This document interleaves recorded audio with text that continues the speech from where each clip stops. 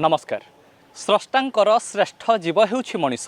ईश्वरता को दुईटी गोड़ देइछन्ति ए माटी चलने हेले ज्ञानर डेणा लगाई से आकाश रे उड़ुछि।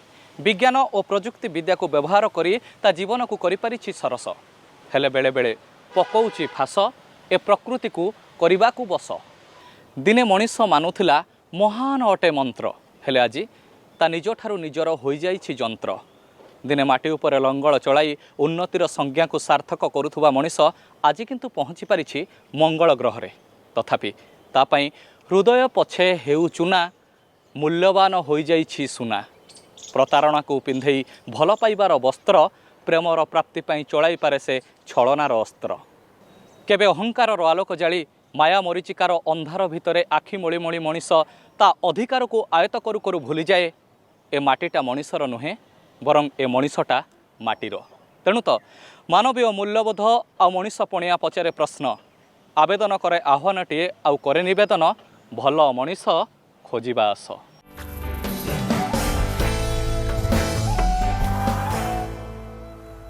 सांप्रतिक स्थिति आ परिस्थिति को लक्ष्य करी मानवीय मूल्यबोध तंटी फटाई चित्कार करी कहूची, भल मनीष खोजिबा आस। याकु नै आपण कहिबे किस? भल मनीष खोजी बाहर करवा आज समाज रे अति विरल एवं कष्टसाध्य। भल मनीष कौन नहांती जो आज समाज तिष्ठि रही। प्रथमतः भल मनीष रहा उचित तार सत्यवादिता रहार अच्छी, तार कर्म एवं तार धर्म एवं तार कार्यकलाप सत्यता रहा उचित। जे सत्यता पथ अवलंबन कर भगवान भल पाती, से प्रिय पात्र होती। द्वितीयतः से करुणा एवं दयामय हवा उचित। अन्यर दुखरे दुखी, अन्य सुखरे सुखी एवं क्या साहाय्य करने आगू पड़े आसे। तृतीय छोट हो बड़ हो समान को समस्त को सम्मान देवा जानी था उचित। चतुर्थ से निजको दायित्वबोध फिल करवा उचित। से सबु कार्य दायित्वर सहित करार उचित एवं कार्य संपादन करने भितर जदि किसी त्रुटि बाहर से निजको मानि नेबा उचित जे मोर भूल लगी त्रुटि होती, जहाद्वारा एवं अन्यर मतामत सम्मान दिए। आम अन्य मान उद्दिष्ट निजपाई केवल नुहे एवं आहरी गोटे कथा कहूँ, लिव लेट लिव, निजे बंच अन्य मान बंचा पे दियो, यही मार जियो और जीने दो। एक्चुअली जो मन से अच्छा होता है वो अच्छा होगा, जो हमको हेल्प करता है। थोड़ा सा स्पिरिचुअली भी आना पड़ेगा मन में, है ना। तो थोड़ा सा मन में वो दया भाव आते हैं तो, और भगवान प्रति जो विश्वास होता है ना, तो एक्चुअली तो लोगों ने वो जो गंदा काम होता है वो सब नहीं कर पाते हैं। उनका मन में ये आते हैं। अच्छा इंसान होना हर कोई चाहता है, लेकिन हर कोई हो नहीं पाता है, क्योंकि हर इंसान अपने हिसाब से वो उसको लगता है, वो जो सोचता है वो सही है, मैं जो कर रहा हूँ वो सही है। और आजकल का मैं जो देखी हूँ, आजकल के जीवन में शांति इसलिए नहीं है क्योंकि हर तरफ होड़ लगा हुआ है, सबको आगे निकलना है। आजकल छोटे बच्चे लोगों में भी इतना कंपटीशन है, इतना बर्डन डाल दिया गया है, उसके माइंड में तो पीसफुल है ही नहीं, कोई भी आदमी शांति है ही नहीं। जब अगर अंदर शांति नहीं है तो बाहर भी उसको शांति लगता ही शांति नहीं है। वो अच्छा बनने के लिए देखो, आपको पेरेंटिंग शुरू से ही स्टार्ट करना पड़ेगा। साइंस साइंस साइंस ये बोल रहे हैं, लेकिन आध्यात्मिकता से भी तो जुड़ना चाहिए ना। दोनों चीज़ है, आध्यात्मिक होना भी, आप साइंस को नहीं मानोगे ये भी नहीं है, लेकिन दोनों को अगर बैलेंस करके चले तो ये हो सकता है, आदमी अच्छा बन सकता है। खाली बाहर का दुनिया दिखावा में रहेगा तो वो शांत कभी नहीं हो सकता, क्योंकि शांति मन के अंदर होती है, बाहर नहीं। उसको हमको ढूंढना है और उसको हमको निकालना भी है, तो ये सब बैलेंस हो सकता है मेरे ख्याल से। विज्ञान को आधार करी प्रति निश्वास रे आध्यात्मिकता को करी विश्वास छोट बेलू भल मनीषर अभियान को करवा शुरू। आ भल मनीष हेबा पई दरकार मध्य जणे भल गुरु।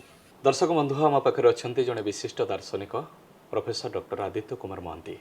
टीवी स्क्रीन को नहीं देखी देखिले कि रेडियो को ऑन करदे जो समाचार आसुची ए सब को अनुध्यान कले, विश्लेषण कले, मनरे स्वतः प्रश्न आसुची, सतर कौन समाज भल मनीषों संख्या कमी जाउची कि?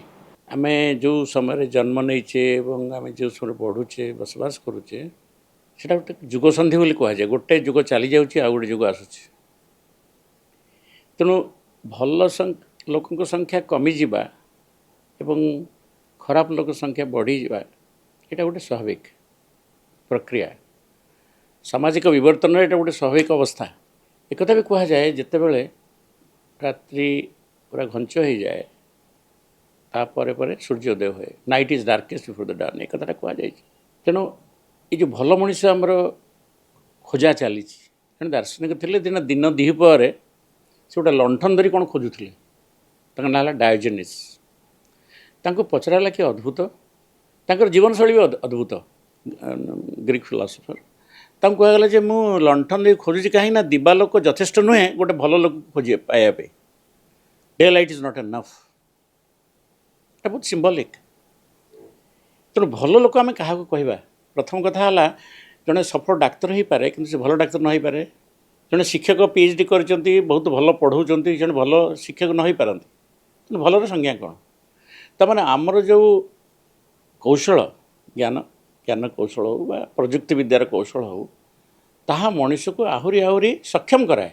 କିନ୍ତୁ ତା ଭିତରେ ଯେଉଁ ଦକ୍ଷତା ଆସିଥାଏ, ସେ ଦକ୍ଷତାକୁ ଯଦି ଆମେ ଗୋଟେ ଡିରେକ୍ସନ୍ ନ ଦେବା, ଗୋଟେ ଦିଗ ନ ଦେବା, ଗୋଟେ ଲକ୍ଷ୍ୟ ଦିଗକୁ ପରିଚାଳିତ ନ କରିବା, ତାହା ଭଲ କରିବାରେ କ୍ଷତି କରିବ।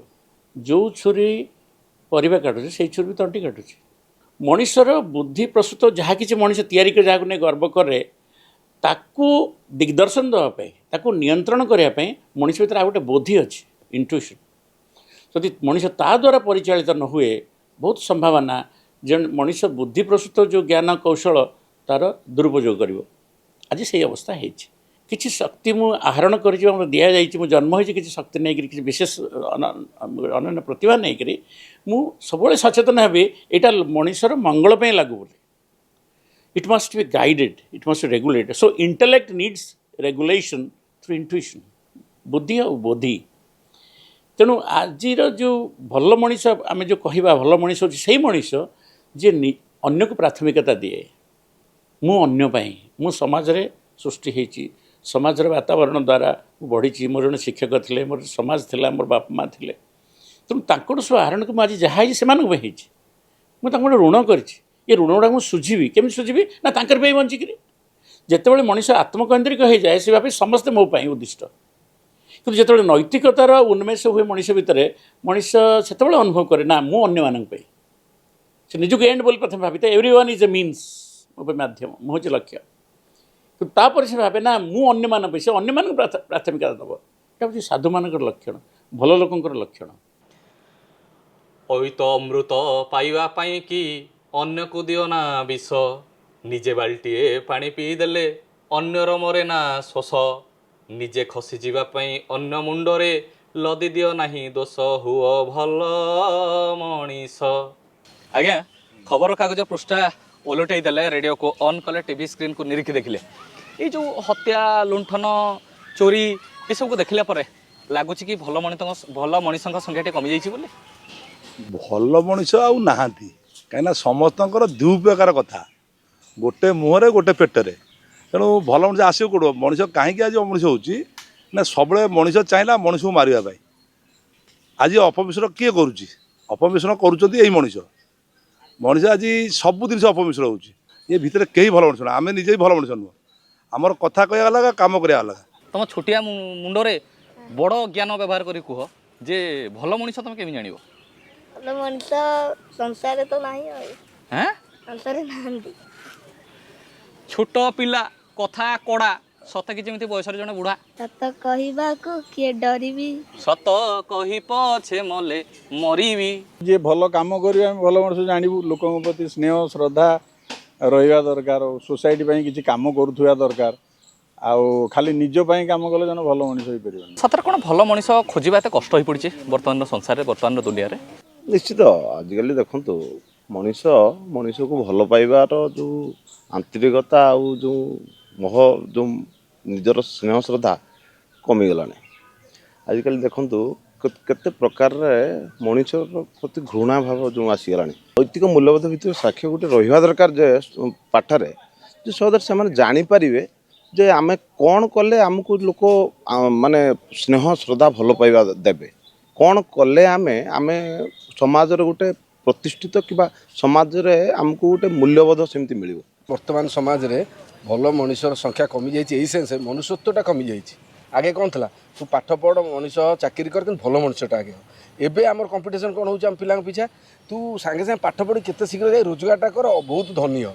ସେଇଟା ଆମେ ଯେଉଁ ଘରୁ ଆମେ ଯେଉଁ ଶିକ୍ଷା ମାନେ ଦେବାଟା କମିଯାଉଛି ଭବିଷ୍ୟତରେ ସେ ପିଲାମାନେ ଭଲ ମଣିଷ ହେବା ଅପେକ୍ଷା ଆଗେ କମ୍ପିଟିସନ୍ କେମିତି ବଡ଼ ଧନୀଟି ହେବେ ବଡ଼ ଗାଡ଼ି ଚଢ଼ିବି ବଡ଼ ଚାକିରି କରିବି ସେଇ କମ୍ପିଟିସନ୍ରେ ରହିଛନ୍ତି ଯେଉଁଟା ପାଇଁ ଏ ଅବସ୍ଥା ଘଟିଛି ଏଇଟା ଆଜି ଘଟିନି এটা বিগত 20-30 ବର୍ଷରୁ କଟି କଟି ଆସିକି ଏବେ ତାର ପ୍ରତିଫଳନ ହେଉଛି ଯେମିତି ଗଛଟି ଏବେ ଲଗେଇଲେ ଫଳ ଯେମିତି ଆମେ 10 ବର୍ଷ ପରେ ପାଇବା ସେଇଭଳିଆ ଏବେ ମଧ୍ୟ ଯେଉଁଟା ସମାଜ ଘଟୁଛି ତାର ମଧ୍ୟ ରହିଟା ଆମ ଦ୍ୱାରା ଆମ ସମାଜ ମାଧ୍ୟମରେ ହେଇଛି 15 ବର୍ଷ 20 ବର୍ଷ ତଳୁ ସେଇ ଦୃଷ୍ଟିକୋଣ ସେଇଭଳିଆ ଯଦି ଆମେ ଗୁରୁତ୍ୱ ଦେଇକି ତାଙ୍କୁ ଭଲ ମଣିଷଟେ କରିବା ଭଲ ଶିଷ୍ଟାଚାର ଶିଖେଇବା ତେବେ ନିଶ୍ଚିତ ଭାବେ ସମାଜ ପୁଣି ପରିବର୍ତ୍ତନ ଆମରି ମାନବ ଭିତରେ ହିଁ ପରିବର୍ତ୍ତନ ଦରକାର।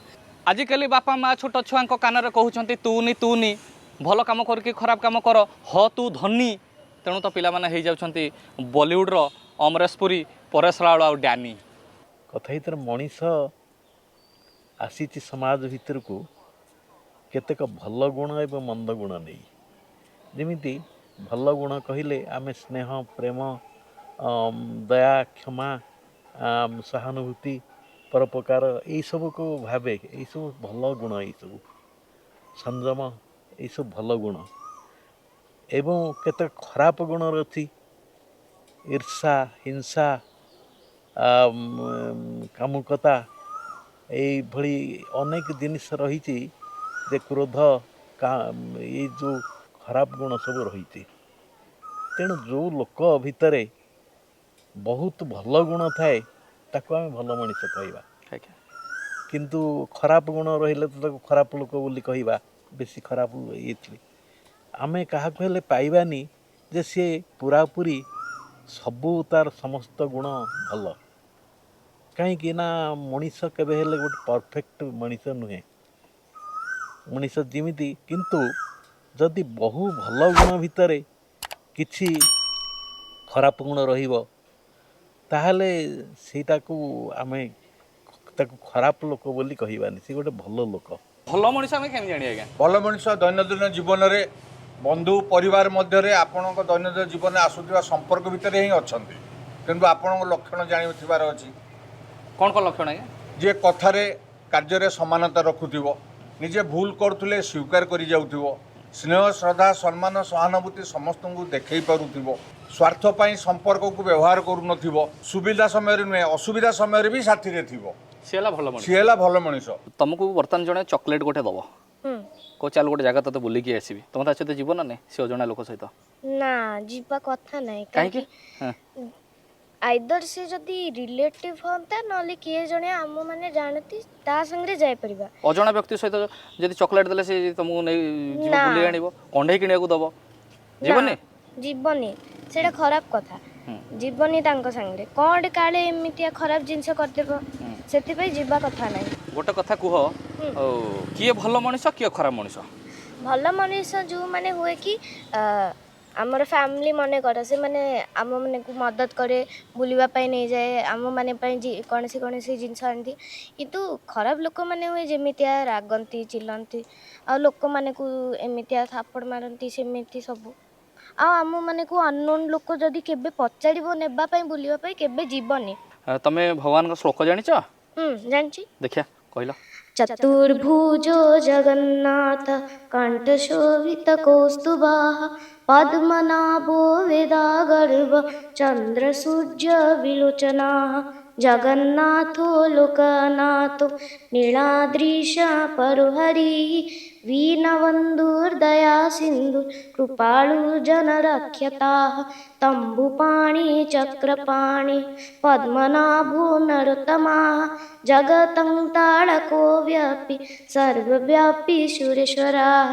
केमिति जानिबा किए भल मनीष? ଭଲ ମଣିଷ ଅଛନ୍ତି କାହିଁକିନା ଯଦି ନଥାନ୍ତେ ଇଏ ସଂସାର ଚାଲନ୍ତାନି। ମେନ୍ ହେଉଛି ଆମେ ଯଦି ସେଇ ଆଦର୍ଶ ସିଦ୍ଧାନ୍ତ ପଥରେ ଚାଲିଥିବା ତାହେଲେ ଆମେ ଆମର ପରାବାଣୀ ଦ୍ୱାରା ପରା ପଶନ୍ତି 2ଟି ବାଣୀ ଅଛି ଆମେ ତା ଦ୍ୱାରା ଭଲ ମଣିଷଙ୍କୁ ଖୋଜିପାରିବା କାହିଁକିନା ଆମେ ବଦଳିଲେ ଯୁଗ ବଦଳିବ। ଆମ ଭାବୁଛେ ଯେ ୟଙ୍ଗ ଜେନେରେସନ୍ ଗୁଡ଼ା ବହୁତ ଖରାପ ନା ତାଙ୍କ ଭିତରେ ଆମର ଆଦର୍ଶଟାକୁ ପୁରା ଭର୍ତ୍ତି କରିବାକୁ ହେଲେ ଆମକୁ ସେଇଭଳିଆ ଜୀବନଯାପନ କରିବାକୁ ହେବ ଯାହାକି କାହାର କହିବାରେ କେହି ବଦଳନ୍ତିନି ତାର ଜୀବନଶୈଳୀକୁ ଦେଖିକି ବଦଳନ୍ତି। ମୁହଁରେ ମିଠା କଥା ଓଠରେ ବଢ଼ିଆ ହସ ଉପରକୁ ପୁରା ଆଧ୍ୟାତ୍ମିକତାର ବେଶ ताकू देखी जानी हबनी आज्ञा जे से अटंती भल मनीष कहीं आज्ञा वचन मधुर आउ तिलक सरू कथा कुहा लोक ठकंक गुरु। आज आम प्रसंग रही भल मनीष खोजा आस ए प्रसंग संपर्क में आपड़ कहे किस? भल मनीष समाज तैयारी करे। भल मनीषर आवश्यकता भल समाज गठन करने आवश्यकता। भल मनीष जी पाठ पढ़ी गोटे बड़ चाकरी करदे भल मनीष कहुए ऐश्वर्य प्रतिपत्ति प्रतिष्ठा अर्जन करी अहम भाव मनरे रखी जदि आग को से जीव ताको भल मनीष कहुपर ना। भल मनीष से कह जो माने समाज प्रति दायबद्धता समाज प्रति अंगीकारबद्ध समाज प्रति तंकर आदर्श नीतिनिष्ठ मूल्यबोध ताहले समाज गठन कर। मूल्य पछरे समस्ते धाववान केमिति राति राति आम बड़ लोक हो समाज उत्तम समाज गठन करने किसी ना किंतु मूल्यबोध को जदि गुरुत्व दिज्व ताहले उत्तम समाज गठन हो पार। रुग्ण समाज हेब परिवर्तन एवं अनुभव करी हब सुस्थता तेणु तो रही समाज रे भल मनीषर आवश्यकता। सार जंत्रणार भय हो अबा मंत्रणार प्रभाव रे मनीष तार नीति नैतिकता को भूली जाए मानविकता को मारिदेवा को बाध्य हुए। भल मनीष कौन भूल मनीष हो पारे कि नहीं हुए तो मंत्रणार प्रभाव रे बेले बेले मनीष भूल कर बसे जंत्रणार प्रभाव रे मनीष भूल करवा एते सहज नुह किंतु मंत्रणा प्रभाव रे मनीष प्रभावित हवाटा गोटे मनीषर सहजात गुण सहजरे मनीष प्रभावित हो जाए बेले बेले से क्षणिक भाव में प्रभावित होते तेणु से क्षणिक प्रभाव हुए तो मनीष भूल कर बसपे। भल मनीष बोले केमी जानी आगे किए आज्ञा भल मनीष कहले आम बुझा जे समस्त मंगल चिंता कर देश समाज परिवार आपण परिवेश जी समस्त सब भल चिंता कर सी ही भल मनीष और सेमती मनीष मिलवा एवं कष्टकर नुह सेमती मनीष बहुत अच्छा आम जो कहे आम सब आशावादी जे दुनिया रे भल मनीष किसी अच्छा दुनिया आज तिष्टि रही से कथा समस्त आशावादी अच्छे आम भी से आशावादी। ए समाज रु ए संसार रु कमी कमी जाउछंती कि भल मनीष जदि कमुछंती कहार दोष? भल मनीषर जो कथाटी की मु आज केबे भी माने विश्वास करि पानी जे कोठी भल मनीष अछंती काहा को विश्वास करिबा और कने अविश्वास रो छाया एते दूर व्यापी जाईची जे गोटे भल मनीष आसिले भी ताको अविश्वास आछि प्रथमे। आज मोर मन पड़े जो लिखी मायाधर मानसिंह गोटे कविता लिखी बापूजी की नहीं कि मस्तके मोर नित्य पड़ू हे बापूजी तमर चरण धूली धन्य एव ए क्लीन अंग पुण्य जीव मो पराण पुरी देह खाली जार सत्य पुण्य करुणा मैत्री साधना बहे तार पद रेणु केवल पथर हीन मूर्तिका नुहे तो नुहे माने जहार शरीरटा ही केवल तैयारी होइछि पुण्य आउ तांकर करुणा मैत्री साधना ताकू भूलिबो केमिति मनीष सेही भली मनीष को ही पूजा करे मु भावे जे सी ही भल लोक थिले जे कि निज परिवार कथा केबे भी देखि नांदी। वर्तमान रो समाज रे अविश्वासर कालीमारे भर्ती होइछि मुणी चलंतु साजिबा भल मनीष शुणी महापुरुषंक बाणी सते जमती लगुच आ किछि दिन गले लोके कहिबे दौड़ी आस रे दौड़ी आस देखिबो जदि भल मनीष सतरे कोन भल मनीष संख्या एते कमी गलानी। पृथ्वी सर्वत्र क्रमश कमर्शियल उठुछ वाणिज्यिक मनीषटा केबे गोटे भल मनीष हबार स्वप्न देखे ना। आज एते कम्पिटिटिव वर्ल्ड घर द्वार धन दौलत पद पदवी सबुथर लालसा एते घारिची समस्ते तारी पछरे धाउछन्ते बाप पुओ को पुओ बाप को मणि जो मनीष पुणे देखेबा कथा से देखौने से पुओ आज अभाग्या आईଛି बाप सब देछि आमे जो बड़ हवा पाई चाहूँ लालसा सेटा हमको गोटे बलिजलान्त कर अंतसार शून्य कर तेणु भल मनीष खोजा दरकार पड़ुଛି जे प्रेम बढ़ाई न पारे से कि मनीष ता मनीष जीवन 90 वर्ष बंचु 100 वर्ष बंचु तार लाभ किसी अच्छे कि जदि मु 5 जन मनीष भितर प्रेम बढ़ाई पारुछि 5 जन को मु कोले नहीं पारुछि मो जीवन सार्थकता रही समय को जे दान करि पारे नाही सभ्यता को जे दान करि पारे नाही तार बंचा अपने पशु तुल्य पशु जमी किसी करि पारे खाए पिए बंचे आम सब जानतब जैविक जीवन बंचा मनीष भितर मनीष पणिया जाइछि निद्रा तेणु तो कुआड़े हजि जाइछि अन्य को कोले नबार मुद्रा गोटे व्यस्तबहुल को आधार कर जारी रही मनीषर यात्रा बेले बेले तो प्रेमर प्राप्ति बढ़ी जाऊँगी छलनार मात्रा ଯେତେବେଳେ ପ୍ରତାରଣାର ଆନନ୍ଦ ବଜାରରେ ଅଇଁଠା ନିର୍ମାଲ୍ୟ ବିକି ବଡ଼ ପଣ୍ଡା ସାଜୁଛି ବେପାରୀ ଭୋକ ଭେକଟାର ଭୂଇଁରେ ବଳି ପଡ଼ୁଛି ମହଣ ମହଣ ଭାତ ରକ୍ତ ଶୋଷିବାର କଳଙ୍କିତ ଆଦର୍ଶ ନାମରେ ସମାଜର ଘୁଣ ପୋକ କଣା କରି କରି ବିଦୀର୍ଣ୍ଣ କରୁଛି ଯୌବନ ଜୀବନର ଦର୍ଶନ କୃଶବିଦ୍ଧ ତଥାକଥିତ ସଭ୍ୟତାର ଅଳିଆ ସ୍ତୂପ ଭିତରୁ କୁକୁର ପରି ଧକେଇ ଧକେଇ ଜୀବନ ଖୋଜୁଛି ପାଦେ ମାଟି ଠିକ୍ ସେତିକି ବେଳେ ଯେତେବେଳେ କୁଢ଼ କୁଢ଼ ହାଡ଼ଙ୍କ ଗଦାରେ ମନ୍ଦିର ଦୁଆର ଭର୍ତ୍ତି ସ୍ୱାର୍ଥର ଖୁଚୁରା ଦୋକାନରେ କିଲୋ ଦାମରେ ନିଲାମ ହେଉଛନ୍ତି ସମାଜ ସେବକ ଆଉ ସ୍ୱାମୀ ସ୍ତ୍ରୀର ପବିତ୍ର ପ୍ରଣୟ ଭିତରକୁ ଧସେଇ ପଶି ଆସୁଛି ଉପଭୋକ୍ତାବାଦର ବଜାର ସେଇଭଳି ଏକ ସନ୍ଧିକ୍ଷଣରେ ଇଏ ଯେଉଁ ପ୍ରୟାସ ଆପଣମାନେ କରୁଛନ୍ତି ଇଏ ପ୍ରୟାସ ମୋତେ ଯେମିତି ମେଘମୁକ୍ତ ଆକାଶରେ ଏକ ନୈସର୍ଗିକ ନୀଳିମାର ନିଆରା ନିମନ୍ତ୍ରଣ ପରି ଲାଗୁଛି ମଣିଷ କହିଲା ମାନେ ହିଁ ଭଲ ତେଣୁ ଭଲ ବୋଲି ବିଶେଷଣ ମଣିଷ ପାଖରେ ଲଗାଇବାର କୌଣସି ଆବଶ୍ୟକତା ନାହିଁ କାହିଁକିନା ମଣିଷ ଯଦି ତାକୁ ଏଇଭଳିଆ ବୁଝାଯାଏ MAN man M for morality A for ability N for nobility morality ability nobility ଯେଉଁଠି ରହିଲା ସବୁ ଜିନିଷ ଦୟା କ୍ଷମା ପରୋପକାର ଏ ସବୁ ଜିନିଷ ରହିଲା ସବୁ ଜିନିଷ ଥାଇକି ବି ଗୋଟେ ଚୋର ଭିତରେ ଯିଏ କରପ୍ସନ୍ କରୁଛି ଯିଏ ଖରାପ କାମ କରୁଛି ଯେ ସମାଜକୁ ବ୍ୟତିବ୍ୟସ୍ତତା ଭିତରକୁ ଠେଲି ଦେଉଛି ତା ଭିତରେ ବି ଆମେ 5ଟା D आमे नबा duty discipline devotion determination duty चोरटा भी तार ड्यूटी करुच्ची सेटा कहूँ चोर डिसिप्लिन सहित न कले चोरी करें 64 कला ना डिवोशन सहित करुच्ची आम एत डिवोशन सहित कम कर प्रभु धरा न पड़े से तो माने छकी करुच्ची सब लोक थाउ थाउ से नहीं जाऊँगी तमें केते डिवोशन सहित से कामटा कहूँ आ डिटर्मिनेशन मु चोरी करी डेडिकेशन ताहल तो ताकू आमे गोटे भल मनीष कि गोटे समाजर ठीक लोक ना गोटे जिनस अभाव अच्छी जोटा कि मनीष पाखे थाए से हूँ सेन्स ऑफ डिस्क्रिमिनेशन पंचम डी तेणु जदि सेन्स ऑफ डिस्क्रिमिनेशन कनसाइंस बा विवेक नाही विचारणा शक्ति नाही ताहले आमे तेणु आमे मनीष अमनीष कहि परिबा जीए मनीष नुहे से अमनीष आ मनीष माने ही भल समाजर जदि भल मनीष न था समाज रही था केमिति गोटे अदृश्य आमर खंब ना आकाश रही आम देखिपारना कि खंब अच्छी आकाशटा ना रही केमी खसी पड़ता से भाया भल मनीष अच्छा समाज रही किंतु आम भल मनीष कौन खराबटा बेसी प्रचार हो जाए सज्जन संख्या समाज में निश्चित भाव में बेसी दुर्जन संख्या बहुत हाथ गणती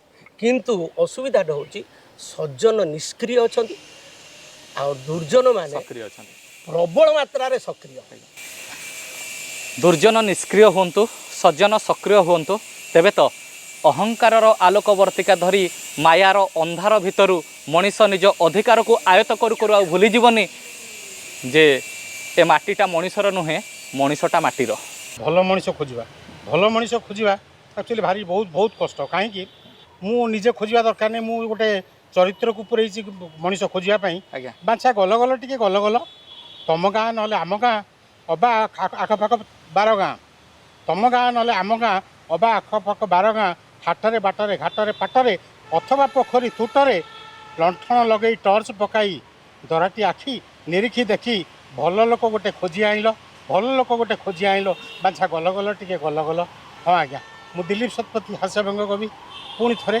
भल लोकर गोटे संज्ञा नहीं कि भल लोक केमिति खोजा बाछा थ्रुरे मु खोजुची भल लोक गाँ और सहर जेते घर द्वारा बुली आसीतिला बांछा अरे गाँ और सहर जेते घर द्वारा बुली आसीतिला बांछा भल लोक जड़े कहीं केउ कणे भल लोक जड़े कहीं केउ कणे खोजा रहीगला कंचा ये खोजा रहीगला कंचा भिन्न भिन्न जाति भिन्न तांको वृत्ति अरे भिन्न भिन्न जाति भिन्न तांको वृत्ति गाँव रे लोक रहंती सरकारी योजना मिलई मागणा सरकारी योजना मिलई मागणा बसिकी घरे खाती गाँ लोक टिके सरल सचोट आज्ञा गाँ लोक टिके सरल सचोट सहरिया दगा दिया धोब फरपरी लोक सरकारी धोब फरपरी लोक सरकारी खच मिछ लांच खिया से खच मिछ लांच खिया नेता और मंत्री बेपारी कॉन्ट्राक्टरी अरे नेता और मंत्री बेपारी कॉन्ट्राक्टरी जेते सबू फिता कटा अंतर रे खुण चिकण भाषण तांको अंतर रे खुण चिकण भाषण बांछा भाषे चिता कटा बांछा भाषे चिता कटा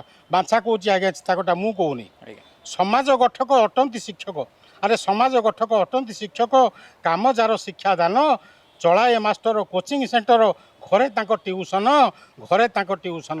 ବୈଦ ଦେବତା ଡାକ୍ତର ଈଶ୍ୱର। ଆଜ୍ଞା ଆମେ ଜାଣିଛେ ବୈଦ ଦେବତା ଡାକ୍ତର ଈଶ୍ୱର, ରୋଗୀଙ୍କର ହର୍ତ୍ତା କର୍ତ୍ତା। ରୋଗ ହେଲେ ତନ ଧନ ଘର ଶୂନ୍ୟ, ଥରେ ରୋଗ ହେଲେ ଧନ ଘର ଶୂନ୍ୟ ହୋଇଯିବ। ରୋଗ ହେଲେ ତନ ଧନ ଘର ଶୂନ୍ୟ, ବାଞ୍ଛା ଦିଏ ଏହି ବାର୍ତ୍ତା, ବାଞ୍ଛା ଦିଏ ଏହି ବାର୍ତ୍ତା। କେଉଁଠି ଖୋଜିବି ଭଲ ଲୋକ ମୁହିଁ, ଆଜ୍ଞା କେଉଁଠି ଖୋଜିବି ଭଲ ଲୋକ ମୁହିଁ, ତୁ କହ ଚକା ନୟନ। ପିତାମାତା ଘରେ ଖୋଜୁଛୁ ବାହାରେ, ଆରେ ପିତାମାତା ଘରେ ଖୋଜୁଛୁ ବାହାରେ, ହେଜ ଭାରେ ବାଇ ମନ, ହେଜ ଭାରେ ବାଇ ମନ। ପିତାମାତାଠୁ ଭଲ ଲୋକ ଆଉ ସଂସାରରେ କେହି ନାହାନ୍ତି ଆଜ୍ଞା, ସିଏ ହିଁ ସବୁଠାରୁ ଭଲ ଲୋକ। ଆଜ୍ଞା ସାର୍ଙ୍କ କବିତା ହୋଇଲା ଶେଷ, ପରିଶେଷରେ ଜାଣିଲେ ଆମେ ପିତାମାତା ସବୁଠୁ ଭଲ ମଣିଷ। ପୌରାଣିକ କଥାବସ୍ତୁ କହେ ସେଦିନ ଦୁର୍ଯ୍ୟୋଧନ ଜଣେ ବି ଭଲ ମଣିଷକୁ ଖୋଜି ପାଇନଥିଲେ, ହେଲେ ଯୁଧିଷ୍ଠିରଙ୍କ ଆଖିରେ ଥିଲେ ସମସ୍ତେ ଜଣେ ଜଣେ ଭଲ ମଣିଷ। ଚାଲନ୍ତୁ ନା ଆମେ ସମସ୍ତେ ଆତ୍ମସମୀକ୍ଷା କରିବା, ଆତ୍ମ ଅନୁଶୀଳନ କରିବା।